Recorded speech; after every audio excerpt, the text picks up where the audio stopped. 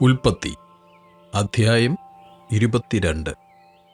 അതിൻ്റെ ശേഷം ദൈവം അബ്രഹാമിനെ പരീക്ഷിച്ചത് എങ്ങനെയെന്നാൽ, അബ്രഹാമേ എന്ന് വിളിച്ചതിന് ഞാനിതാ എന്ന് അവൻ പറഞ്ഞു.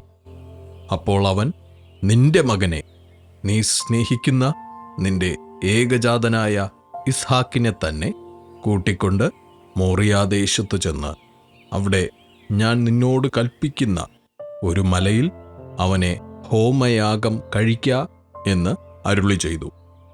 അബ്രഹാം അതികാലത്ത് എഴുന്നേറ്റ് കഴുതയ്ക്ക് കോപ്പിട്ട് കെട്ടി ബാല്യക്കാരിൽ 2 പേരെയും തൻ്റെ മകൻ ഇസ്ഹാക്കിനെയും കൂട്ടി ഹോമയാഗത്തിന് വിറക് കീറിയെടുത്തും കൊണ്ട് പുറപ്പെട്ടു. ദൈവം തന്നോട് കൽപ്പിച്ച സ്ഥലത്തേക്ക് പോയി.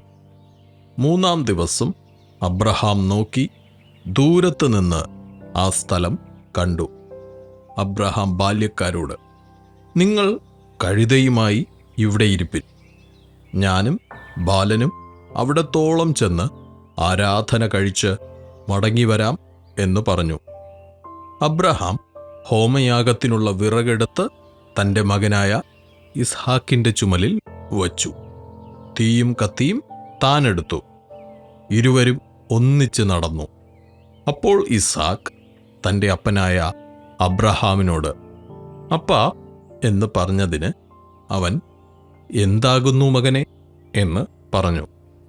തീയും വിറകുമുണ്ട്, എന്നാൽ ഹോമയാഗത്തിന് ആട്ടിൻകുട്ടി എവിടെ എന്ന് അവൻ ചോദിച്ചു. ദൈവം തനിക്ക് ഹോമയാഗത്തിന് ഒരു ആട്ടിൻകുട്ടിയെ നോക്കിക്കൊള്ളും മകനെ എന്ന് അബ്രഹാം പറഞ്ഞു.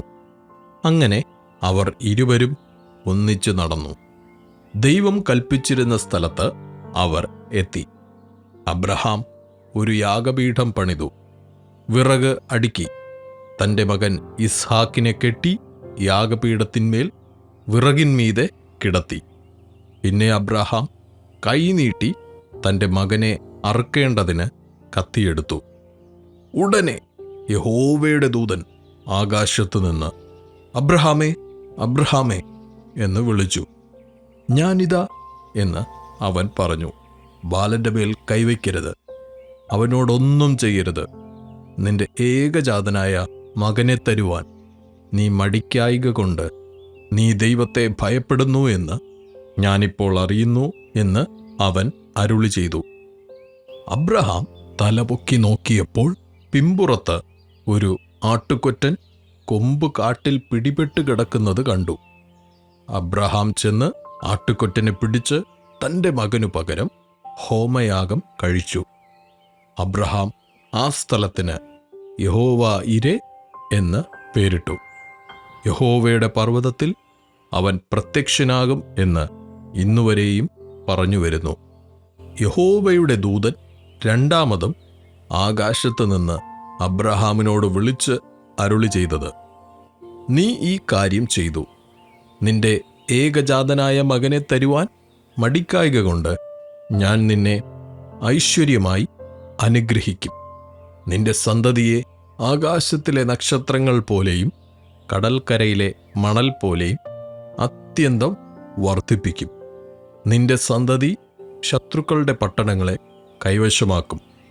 നീ എൻ്റെ വാക്കനുസരിച്ചതുകൊണ്ട് നിന്റെ സന്തതി മുഖാന്തരം ഭൂമിയിലുള്ള സകല ജാതികളും അനുഗ്രഹിക്കപ്പെടും എന്ന് ഞാൻ എന്നെക്കൊണ്ട് തന്നെ സത്യം ചെയ്തിരിക്കുന്നു എന്ന് യഹോവ അരുളി ചെയ്യുന്നു.